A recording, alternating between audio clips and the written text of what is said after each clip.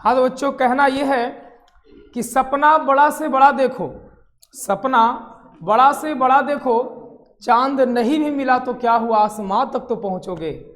तो नमस्कार बच्चों, कैसे हैं आप लोग? आशा करते हैं आप लोग अच्छे होंगे और आप लोग की पढ़ाई भी अच्छी चल रही होगी। तो प्यारे बच्चों, आज हम रिवीजन क्लास में टॉपिक आपको लेकर के आगे एक्सक्रेशन का और उत्सर्जन का आज हम क्या करेंगे, ऑब्जेक्टिव के रिवीजन करेंगे। तो चलिए स्टार्ट करते हैं, लेट्स स्टार्ट। आ जाइए। चलिए प्यारे बच्चों, आप लोग क्वेश्चन बताइएगा। हमारे प्यारे प्यारे छोटे छोटे बच्चे यहाँ पे नन्हे मुन्ने मौजूद हैं और इन्हीं से हम डेली क्वेश्चन पूछते हैं और आप लोग को याद करवाते हैं। चलिए तो पहला नंबर प्यारे बच्चों क्वेश्चन बताएंगे, अमोनिया का सूत्र क्या होता है? क्या होता है? NH3। क्या होता है? अमोनिया का सूत्र क्या होता है? NH3। और बताएंगे यूरिया का सूत्र क्या होता है? NH2CONH NH2CONH2। क्या होता है?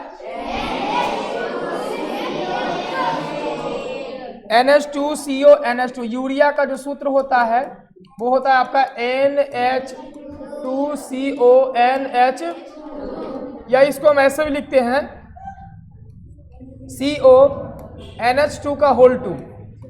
चूंकि NH2 कितनी बार है? 2 बार है ना। NH2 का होल 2 CONH2 का होल 2, ये भी होता है आपका यूरिया का सूत्र। आगे बताएंगे कि किडनी का आकार प्यारे बच्चों कैसा होता है? कैसा होता है? बीन शेप्ड, यानी कि सेम के आकार के जैसा। कैसा? देखिए तो सीम के बीज के जैसा नहीं है, सीम के बीज के समान बीन शेप्ड होता है। कैसा होता है?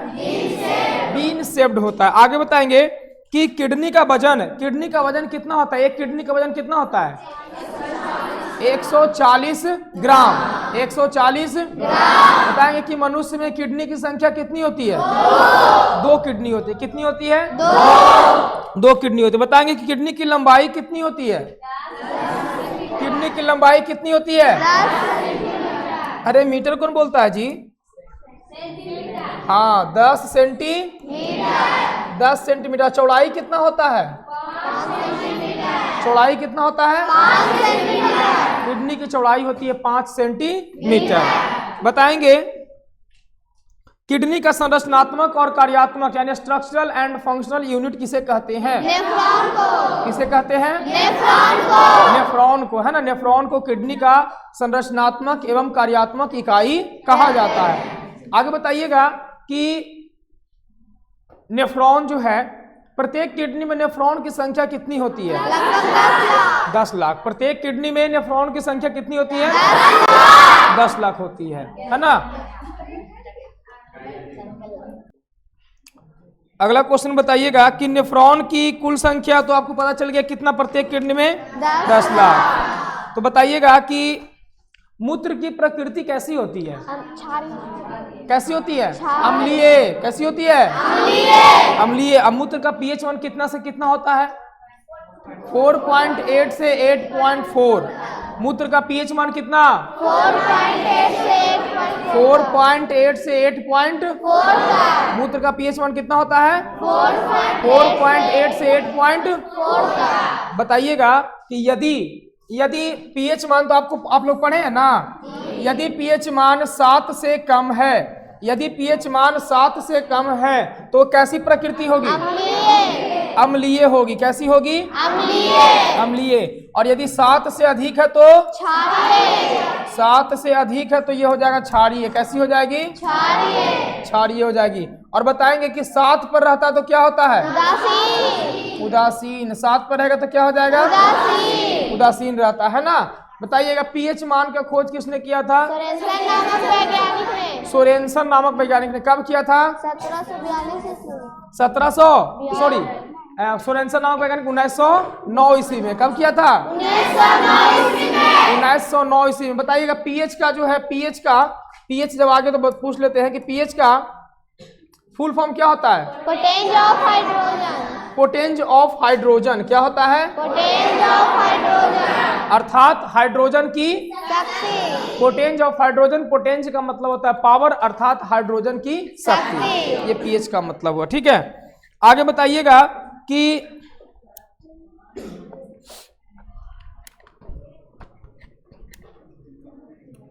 मनुष्य का सबसे प्रमुख उत्सर्जी अंग कौन है? मनुष्य का सबसे प्रमुख उत्सर्जी अंग कौन है? किडनी है ना। प्रमुख उत्सर्जी अंग हमारा क्या है? किडनी। बताइएगा कि मानव मूत्र में जल कितना प्रतिशत पाया जाता है? 96%। कितना परसेंट? 96%। मानव मूत्र में जल 96% पाई जाती है। बताएंगे कि मनुष्य के मूत्र में कितना प्रतिशत यूरिया पाया जाता है? 2%। कितना परसेंट? 2%। और अन्य चीजें जो कार्बनिक चीजें अन्य कितने परसेंट पाई जाती है? 2% में अन्य चीजें पाई जाती है। ठीक है, चलिए और बताइएगा कि एक सामान्य मनुष्य 24 घंटे में कितना मूत्र शरीर से बाहर निकालता है? 1 से 1.5 लीटर। कितना? 1 से 1.5 लीटर। ठीक है ना। चलिए आगे देखते हैं और क्वेश्चन। बताइएगा उच्च श्रेणी के जंतु का सबसे प्रमुख उत्सर्जी अंग कौन है? किडनी है ना। बताइएगा कि एथिलीन गैस किसके द्वारा बाहर निकलती है? फलों के द्वारा। पौधों में उत्सर्जी हो गया एथिलीन गैस। तो एथिलीन गैस जो है, एथिलीन गैस वो पौधों में किसके द्वारा बाहर निकलती है? पके फलों को, यानी फलों को पकाने वाला गैस कौन है? Ethylene gas. फलों को पकाने के लिए, कृत्रिम रूप से पकाने के लिए किसका उपयोग किया जाता है? एथिलीन का। किसका उपयोग किया जाता है? एथिलीन जो जंतुओं में हार्मोन पाया जाता है, ये हार्मोन है। जंतुओं में एथिलीन क्या है? हार्मोन है। ठीक है, हार्मोन। आगे हम पढ़ेंगे कि जंतुओं में एथिलीन क्या है? हार्मोन है। कृत्रिम रूप से फलों को पकाने के लिए एथिलीन का उपयोग किया जाता है। आगे बताइएगा मनुष्य में किसके विखंडन से अमोनिया निकलता है? एमिनो अम्ल। किसके विखंडन से? एमिनो अम्ल। मनुष्य में किसके विखंडन से अमोनिया निकलता है? एमिनो अम्ल। अगला क्वेश्चन बताइएगा कि अमोनिया शीघ्रता से कार्बन डाइऑक्साइड से संयोग कर क्या निर्माण करता है? यूरिया। क्या बनाता है? यूरिया। अमोनिया जो है कार्बन डाइऑक्साइड से जल्दी से रिएक्शन करके क्या बना देता है? यूरिया बना देता है। यूरिया का सूत्र क्या होता है? NH2CONH2। अगला बताइएगा कि मनुष्य में नाइट्रोजनी उत्सर्जी पदार्थ प्रमुख रूप से क्या है? नाइट्रोजनी बेकार पदार्थ क्या है? यूरिया। बेकार पदार्थ क्या है? यूरिया है। अगला बताइएगा कि मूत्र में ग्लूकोज का होना कौन सी बीमारी को सूचित करता है? डायबिटीज। कौन सी बीमारी? डायबिटीज। जिसको हिंदी में हम क्या कहते हैं? मधुमेह। क्या कहते हैं? मधुमेह। उसी को हम कहते हैं शुगर, चीनी की बीमारी, है ना। तो चीनी की बीमारी, जिस व्यक्ति के यूरिन में, मूत्र में अगर ग्लूकोज की मात्रा बढ़ जाती है उसको हम कहते हैं क्या? डायबिटीज कहते हैं। इस बीमारी को क्या कहते हैं? डायबिटीज। और डायबिटीज बीमारी एक बार जब किसी को हो जाता है तो वो ठीक नहीं होता है, वो उसको कम किया जा सकता है। क्या किया जा सकता है? कम किया जा सकता है। ठीक है। और ऐसे नॉर्मल सा यूरिया, नॉर्मल सा अगर यूरिन बिना जांच किए हुए यूरिन में अगर ग्लूकोज की मात्रा है कि नहीं वो पता करने के लिए जब कोई व्यक्ति मूत्र त्याग करता है तो उसके आसपास में चींटी अगर लग जाता है तो माना जाता है कि उस व्यक्ति को क्या हो चुका है? डायबिटीज हो चुका है। ठीक है, ये कृत्रिम रूप से पता करने का तरीका है। आगे बताइएगा जब किडनी क्षतिग्रस्त हो जाता है तब व्यक्ति को, देखिए किसी व्यक्ति का किडनी जो किसी कारण से, बीमारी से या फिर क्षतिग्रस्त, चोट लग गया और किडनी काम नहीं करता है तो उसको किडनी को काम कराने के लिए डॉक्टर एक प्राकृतिक कृत्रिम तरीके से एक किडनी का प्रयोग करता है। उस प्रक्रिया को क्या कहते हैं? डायलिसिस कहते हैं। क्या कहते हैं? जो काम किडनी करता है वो बाहर एक मशीन के द्वारा करवाया जाता है। इस प्रक्रिया को हम क्या कहते हैं? डायलिसिस कहते हैं। क्या कहते हैं? डायलिसिस कहते हैं। बताइएगा मनुष्य के शरीर में श्वेत ग्रंथि कहाँ पाई जाती है? त्वचा में। श्वेत ग्रंथि कहाँ पाई जाती है? त्वचा में। स्वेट ग्लैंड बोलते हैं, त्वचा में पाई जाती है ना। आगे बताइएगा कि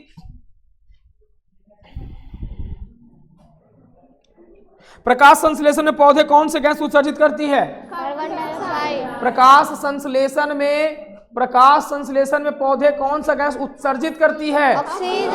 ऑक्सीजन ना, तो कार्बन डाइऑक्साइड कहता है।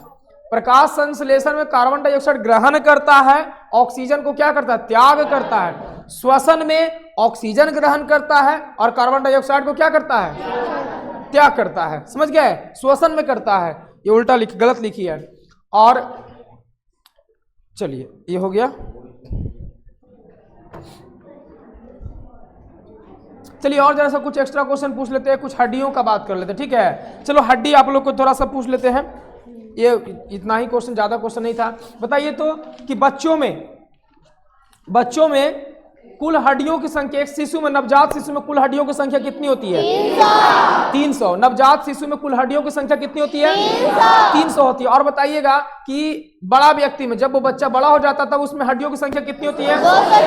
206। कितनी हो जाती है? 206। उन हड्डियों को हम बोन और कार्टिलेज में बांटते हैं, तो बताइएगा बोन की संख्या कितनी होती है? 126। बोन की संख्या कितनी होती है? 126। और कार्टिलेज की संख्या कितनी होती है? 80। कार्टिलेज की संख्या कितनी होती है? 80। देखिए ये सब जो है ना, ये सब जितने भी मुलायम जो हड्डी है ना हमारा, उसको हम बोलते हैं कार्टिलेज। जैसे ये सब क्या है? कार्टिलेज है, ठीक है ना। जहां जहां मुलायम हड्डियां हैं हमारी, उसको हम कार्टिलेज कहते हैं।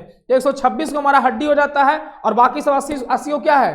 कार्टिलेज, है ना। तो बताइएगा, चलिए हम आपको 126 को जुड़वाते हैं। पहले बताइएगा कि हाथ में कितनी हड्डियां पाई जाती है? हाथ में कितनी हड्डियां? अरे बकलोल, हाथ में पूछेंगे तो दोनों हाथों का ना बताएगा। कोई आदमी के एक हाथ थोड़े होता है, 2 हाथ होता है ना। अब जिसका हाथ कट्टा है उसकी बात ही अलग है, लेकिन पहले तो था ना। तो बताइएगा कि हाथ में कुल हड्डियों की संख्या कितनी? 60 हड्डी होता है। कितनी हड्डी होता है? 60 हड्डी। 60 वजह क्लियर हो गया। अब पैर में दोनों में कितना हड्डी? 60 और 60 कितना? 120।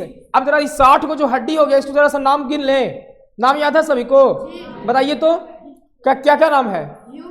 ह्यूमरस, उसके बाद ह्यूमरस, रेडियस, अल्ना, उसके बाद कार्पल, उसके बाद मेटाकार्पल, उसके बाद फ्लेंजिज, उसके बाद क्या होता है? फ्लेंजिज। देखिए एक आपका हो गया ह्यूमरस, एक होता है रेडियस, एक होता है अल्ना, ठीक है। उसके बाद कार्पल के गो? 8 गो। कार्पल के गो? 8 गो। यहाँ पे उसके बाद फिर क्या होता है? मेटाकार्पल के गो? 5 गो। अब फ्लेंजिज के गो? 14 गो।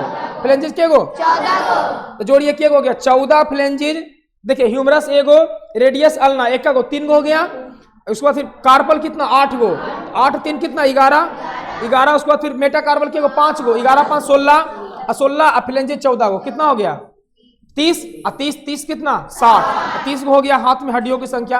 पैर में हड्डियों की संख्या कितना? 60। उसी प्रकार से, लेकिन पैर में जो है, पैर का जो हो जाता है, जैसे जांग हो जाता है, इसको क्या बोलते हैं? फ्यूमरस। जांग में जो होता है उसको क्या बोलते हैं? फ्यूमरस। उसके बाद पटेला, जैसे जो घुटना होता है ना, टखना जो होता है, उसको बोलते हैं पटेला। फ्यूमरस एगो, पटेला के पास में के गो? एगो। फ्यूमरस पटेला। उसके बाद फिर होता है एगो टिबुला, एगो फ्यूला। नीचे में जब आते हैं, ठेवना के नीचे आते हैं, तो एगो क्या होता है? फ्यूमरस, पटेला, टिबुला और फिबुला, है ना। एक का गो 4 गो हो गया। उसके बाद यहाँ पर होता है क्या? टार्सल। क्या होता है? टार्सल के गो? 7 गो।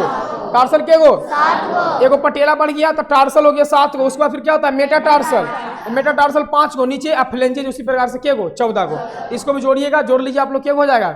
30 गो। उसके बाद देखिए 6 गो और में बच गया, 6 गो और बच गया। तो 6 गो और में क्या क्या हो जाएगा? 6 गो और में क्या हो जाएगा? बताइए। 6 गो और बताइए। क्या क्या हो जाएगा? 6 गो और बताइए आप लोग। कमर में क्या बोलते हैं इसको? कमर में इसको बोलते हैं हम क्या? पेल्विक। क्या बोलते हैं? पेल्विक। यहाँ पर जो 2 हड्डी होती है उसको क्या बोलते हैं? पेल्विक। उसके बाद यहाँ पर कॉलर में होता है, कॉलर में बोलते हैं केल्विक। क्या बोलते हैं? केल्विक। अब पीछे यहाँ पर पुट्ठा के पास होता है, इसको क्या बोलते हैं? स्कैपुला। क्या बोलते हैं? Pelvic, कैल्विक, scapula. 2 गो यहाँ पे हड्डी होता है पेल्विक, 2 गो यहाँ पर होता है केल्विक, और 2 गो यहाँ पर क्या होता है? स्कैपुला। 6 गो हो गया। ये आपका टोटल क्या हो गया? हड्डी। टोटल क्या हो गया? हड्डी। इस हड्डी में अगर आपको गोली मार दिया जाए, पैर में गोली मार देगा, बच जाओगे। हाथ में गोली मार दिया जाएगा, बच जाओगे, है ना। और अगर इस जगह पर भी गोली लग जाता है तो भी आदमी बच जाता है, ठीक है। इस जगह पर अगर गोली लग जाता है ना तो बच जाता है। लेकिन अगर कार्टिलेज में अगर किसी प्रकार का चोट लगेगा ना, कार्टिलेज में गोली लग जाएगा तो नहीं बचेगा। कार्टिलेज में अगर मार दोगे गोली किसी को तो क्या होगा? नहीं बचेगा। बताओ पैर में किसी गोली लगेगा, मर जाता है? हमेशा पुलिस को चोर अगर भागे तो चोर को शूट करने का आदेश नहीं होता, पैर में गोली मारा जाता है। हमेशा देखिएगा उसका बंदूक ऐसे नहीं होता, बंदूक ऐसे होता है, हमेशा उसका बंदूक मारा जाता है कहाँ, पैर में, है ना। चलिए आगे बताइएगा, ये तो हो गया। अब चलते हैं ऊपर, मुंडी से ऊपर, ठीक है। तो बताइएगा यहां से ऊपर टोटल कितनी हड्डी, 29। टोटल कितनी हड्डी, अगर आपके गर्दन को हम उड़ा दें, अगर गर्दन को हम क्या कर दें, कितना हड्डी कम जाएगा, 29 हड्डी क्या हो जाएगा, कम जाएगा। यहां से अगर उड़ा दे तो 29 हड्डी क्या हो जाएगा, कम जाएगा। अभी 29 हड्डी में क्या होता है, एक होता है हाइड बोन, क्या होता है यहाँ पे, यहाँ पर एक होता है हाइड बोन, इसको यहाँ पर एक हड्डी होता है, इसको हम हाइड बोन बोलते हैं। क्या बोलते हैं, हाइड बोन। उसके बाद आते हैं हाइड बोन के बाद अब चलेंगे तो चेहरा में, टोटल चेहरा में कितना हड्डी, 14। कैसे याद रखेंगे, देखिए 14 वगैरह में होता है ना, आई 14 को मोड़ के मारेंगे तो क्या हो जाएगा, 14 का चांद क्या हो जाएगा, टूट जाएगा, बिगड़ जाएगा, है ना। 14 का चांद, इसको चांद बोलते हैं ना, चांद, ये चांद सा तेरा मुखरा, है ना, बालों का रंग सुनहरा, कैसे कैसे बोलते हैं ना। हेलो, हाँ दे दो छोटी,